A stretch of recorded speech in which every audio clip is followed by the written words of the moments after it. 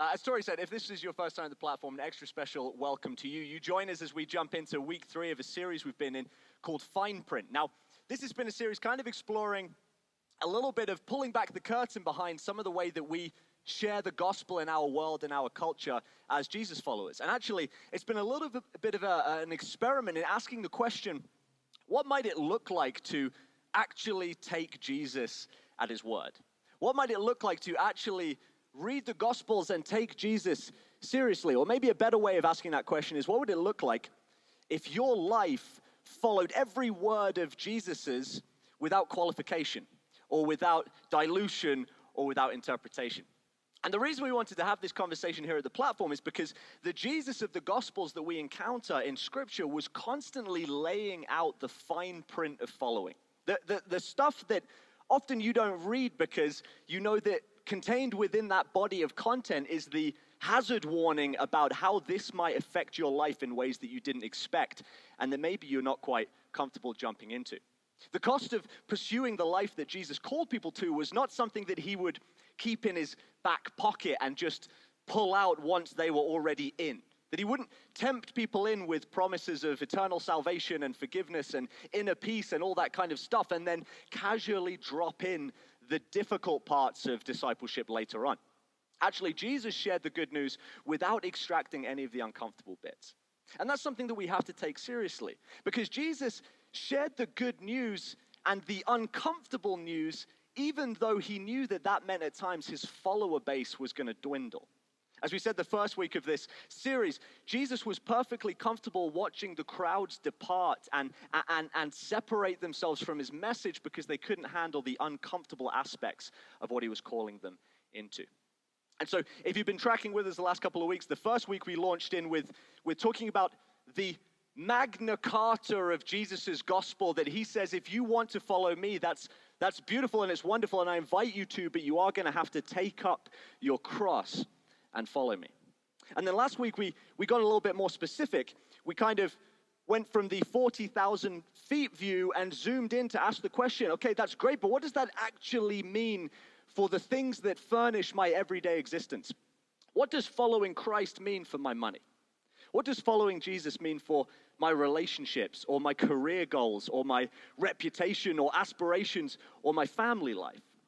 Now, this series has led me into conversations with many of you in the room, and that's really important because I said right from the beginning that I wanted your questions to actually shape this series, that I wanted you to bring forward these parts of the gospel that often we don't really know how to deal with and we don't know how to actually face as if Jesus is asking us to take him at his word.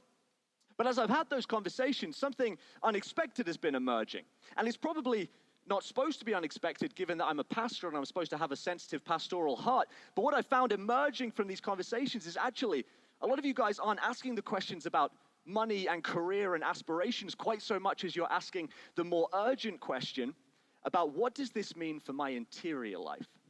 What does the cost of following Christ actually mean for the bitterness and brokenness and regret and unforgiveness in my heart? And the reason that shouldn't really be surprising is because one of the first things that happens when you start to orient your life around Jesus is that you find out he's not satisfied with getting at your life on the surface level, your life as it's lived at the exterior. And that's why tonight I want to talk a little bit about our interior lives. You have an interior architecture. You are bigger on the inside than you are on the outside. And often you're more complex and convoluted and maybe even more broken and confusing in your interior space and life than you are in your external space and your external life. Now, specifically what I want to talk about tonight is some of those things that often we find the most difficult to give over to God. These symptoms of an interior life that finds it really hard at times to let God in, doesn't it? So tonight I want to talk about bitterness. I want to talk about things like anger and unforgiveness and resentment and hate. Because you and I both know that, truth be told, no matter how hard it is to give up our money for Christ, no matter how hard it is to let him shape our career goals around his vision for our life instead of ours, no matter how hard it is to trade in our vision of what the best life looks like for Jesus's vision of something bigger and maybe better, you and I know that it's our interior space that is often the more difficult place to make room for God. That often it's not what's out there and the way you live in the world. Actually, it starts with the difficulty of what's in here and how you make room for God. It's our inside space that is cluttered. It's our interior space that is over-furnished with the pain of our past and our broken memories and the broken, difficult chapters in our lives and stories. And time and again in the Gospels, people come to Jesus and they think that following him means giving over the stuff out there. That they come to him and they ask questions about the things on the surface of their life that needs to be dealt with. And Jesus instead delivers the sucker punch and says, actually, I want nothing less than your heart. Actually, it's your interior life that provides the arena for the story of God. And that's what I want us to jump into tonight. Before we go any further, if this is your first time at the platform, we like to create space for discussion and dialogue. We believe that we learn in dialogue, not just one-dimensionally. So we're going to give you guys a question to wrestle through around your tables before we jump in any further. What do you specifically, personally, uniquely, what do you do with your hurt and your anger? How do you respond when the inevitable Calgary driver cuts you up in Calgary traffic? You know what I'm talking about. That's about as bad as the world gets. So what do you do with your hurt and anger? And that's going to frame a bit of our conversation tonight. So I'm going to give you guys 5 or 6 minutes to wrestle around that, and then we're going to be right back.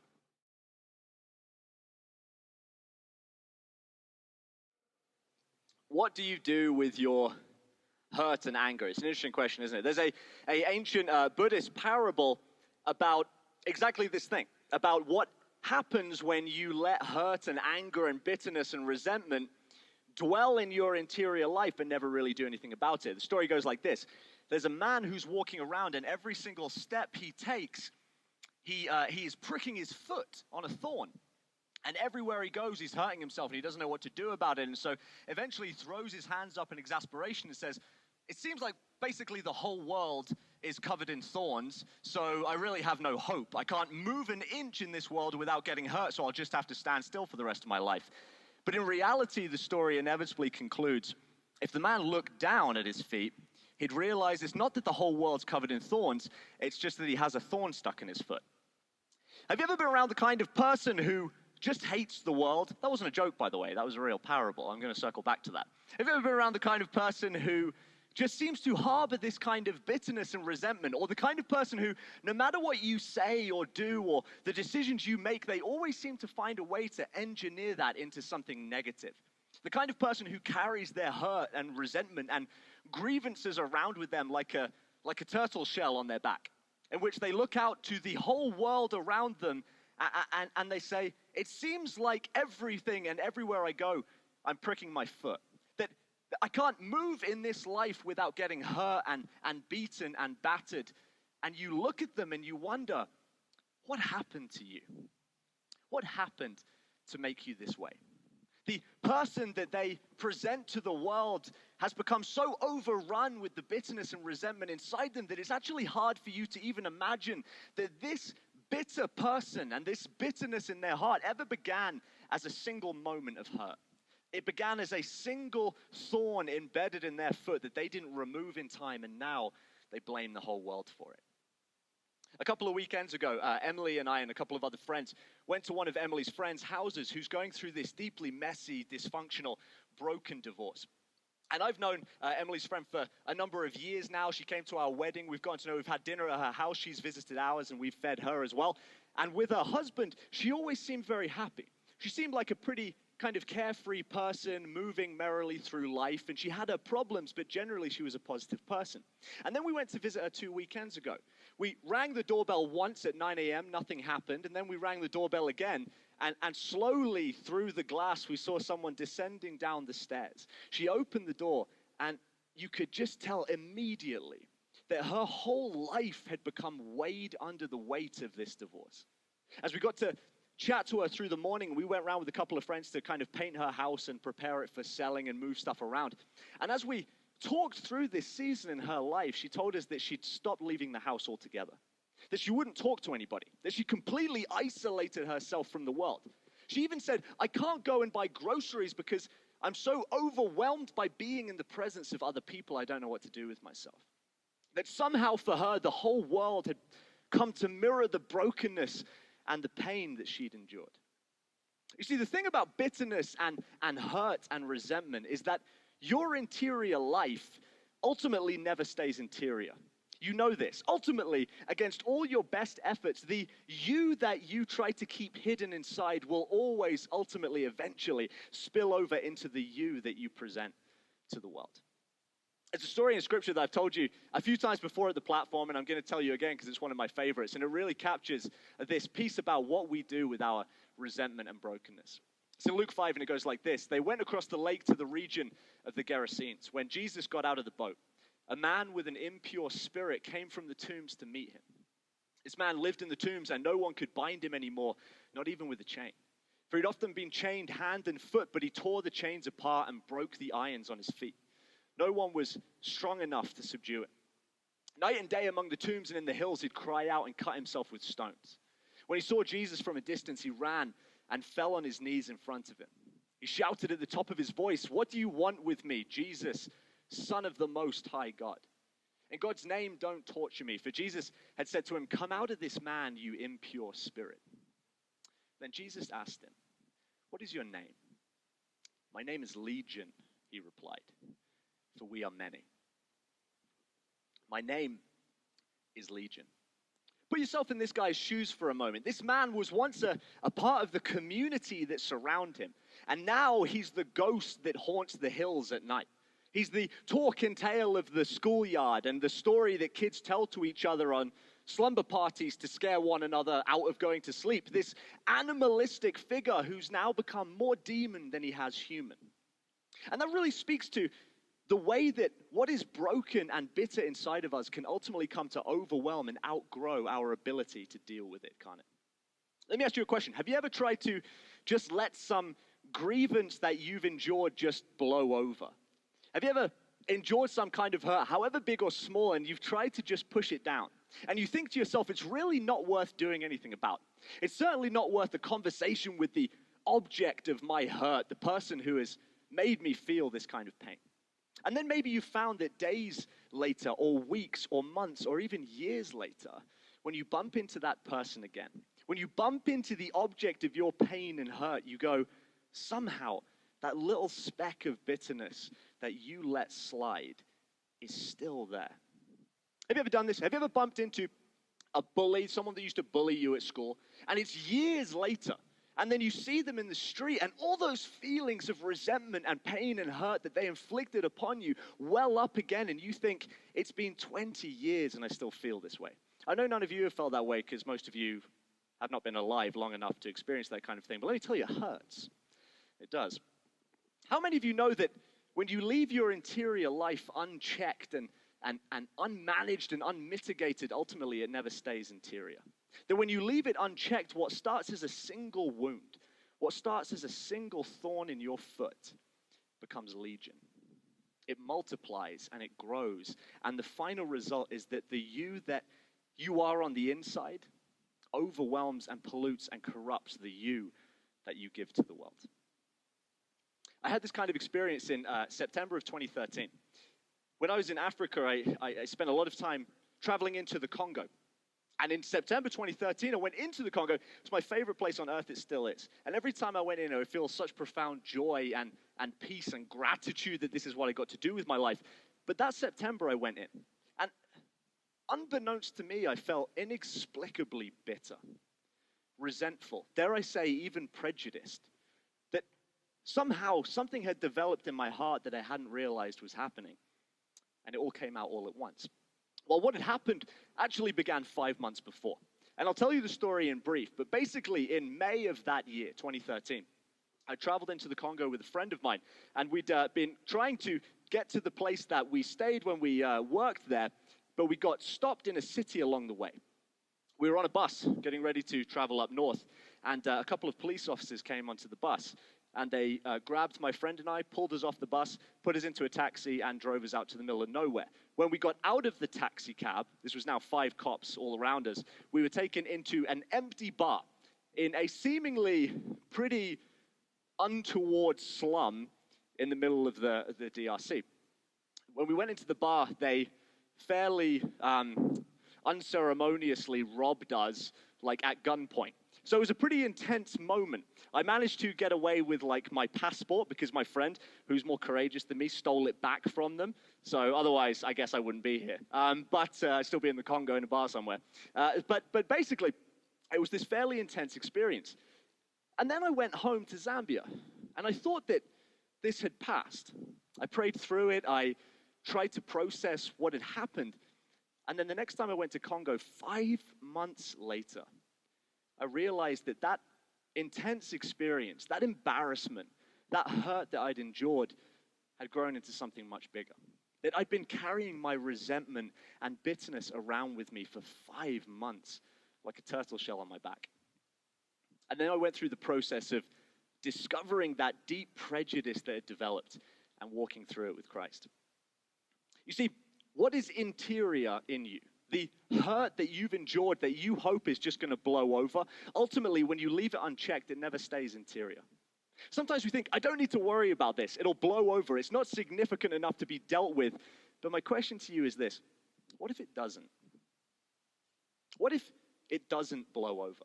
What if that pain that you've endured actually does stay with you and continues to be painful? Are you willing to bear the weight of what happens when you let your interior life go untended and uncontrolled and unmanaged? Because what happens is that it comes to be overgrown. It comes to take over spaces that it's not supposed to. So first you have this bitterness that is directed at the object of your anger, that a police officer robs you and you don't like him for it. But soon it outgrows that and it creeps over your whole imagination about the way that the world is, or the way that the context in which this thing happened is. It darkens your vision. And before you know it, the thing that you dislike in the few, you start to see in the many. That's what prejudice is, by the way. Or let's just call it what it is: racism. That the thing that you don't like about a small group of people, for whatever reason, good or bad, you start to see in a much larger group of people who have nothing to do with it. That's what bitterness does. The process works like this: the world hurts you and it makes you bitter. And then that reshapes your expectations of what the world is actually like. And then ultimately your expectations reshape the person that you give back to the world. That's why these things are serious. It's why they matter: hate and bitterness and unforgiveness and resentment. Because at some point your overgrown interior pollutant is going to spill out into the world. And you discover that you start to hurt the world that once hurt you. And the only way to mend that brokenness is not to fix what's wrong out there, but to let Jesus in. To let your interior life be the arena for the presence of God. And let him refurnish your imagination about the way the world could be. So how do you do that? How do you get beneath the surface of your brokenness to the thorn that is embedded in your interior and do the difficult work of pulling it out and pulling it up? The story in Luke 5 continues. A large herd of pigs was feeding on the nearby hillside. The demons begged Jesus, "Send us among the pigs. Allow us to go into them." He gave them permission, and the impure spirits came out and went into the pigs. The herd, about 2,000 in number, rushed down the steep bank into the lake and were drowned. Those tending the pigs ran off and reported this in the town and countryside, and the people went out to see what had happened. When they came to Jesus, they saw the man who had been possessed by the legion of demons sitting there dressed and in his right mind. And they were afraid. Those who had seen it told the people what had happened to the demon-possessed man and told them about the pigs as well. Then the people began to plead with Jesus to leave their region. As Jesus was getting into the boat, the man who had been demon-possessed begged to go with him. Jesus did not let him, but said, "Go home to your own people. Tell them how much the Lord has done for you and how he has had mercy on you." They found him dressed and in his right mind. I love that image. Because think, this is the guy who moments before was chained. Moments before was cutting himself with stones. This is the guy who moments before was scratching away at the surface of who he is in order to try to mend something that was broken much deeper within. And we all do this, don't we? We try to fix up what's broken on the outside. We try to polish down the exterior or make it shiny and clean and hope that that's enough to get by without fixing what's broken inside. We try to purify the pollutant inside by just bleaching the outside. It says he cut himself with stones. He tried to claw his way through the surface to get to something that was deeper inside in the interior. And then Jesus comes along, and with a single word, he mends what is broken in the depths of him. Because the bitterness and brokenness and hurt in your interior world, that is something that only Jesus can get to. It's a story that C.S. Lewis tells in, I think it's Voyage of the Dawn Treader, about a young boy called Eustace, who's one of the main characters of the story. And Eustace is a horrible boy. He's mean-spirited and cruel and disgusting, and nobody likes him, and he's not very nice. And then what happens by some kind of turn of magic is that Eustace finds that he's become a dragon. See, his exterior self suddenly matches up to what is broken in his interior self. This ugly, ill-hearted tyrant boy becomes the dragon. Everyone can see the brokenness within him because it spills over into the person he presents to the world. And so what happens is that he starts to try to scratch his scales off. He hopes that if I can just get through what is wrong with me on the surface, maybe I can get back to being the boy underneath. And he discovers that he can't do it. That no matter how hard he tries, he can't get through the brokenness on the surface to what is broken deeper within. And then Aslan comes along, the Lion King of the Narnia Chronicles, and he says, yeah, you're not going to be able to. Scratch as hard as you can, cut yourself as hard as you can on the surface, and it will do nothing to get you back to the purity inside. And Aslan takes out his lion claws and starts to scratch at it. And the story goes like this: Eustace weeps in the pain of it. That as he feels his scales falling off him because a lion is clawing at his skin, it's a deeply painful experience. He looks down at his body and he's a bloody mess of scales and flesh and confusion. And then Aslan throws him into the water, and Eustace discovers that he's become a boy again. You see, giving up your bitterness and resentment is painful. And you can't do it by yourself, especially by trying to change who you are on the surface. But this is what we all try to do.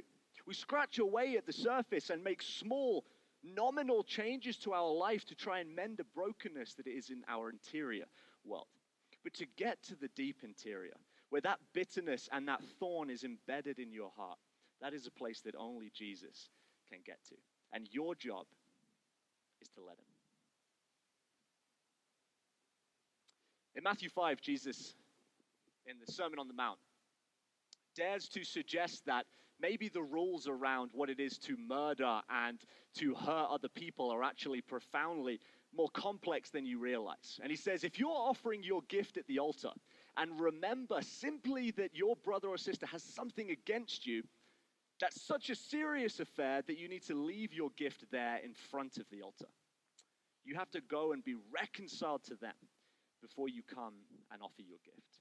Leave your gift at the altar.